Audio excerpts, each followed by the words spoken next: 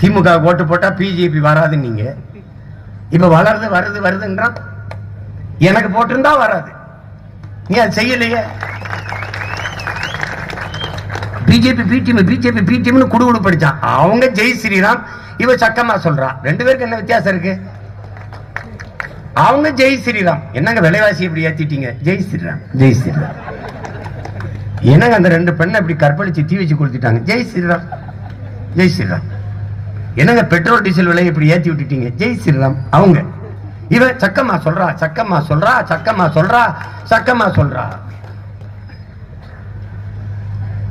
அதே சக்கமா தான் சொல்றா. உங்களை ஒரு நாள் வச்சு கொள்றா. பார்த்துக்கிட்டே இருங்க.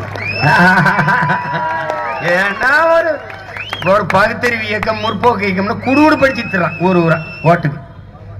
சக்கமா சொல்றா சக்கமா சொல்றா. அவர் வந்துட்டா நல்ல ஆட்சி வரும்னு. எங்க வருது?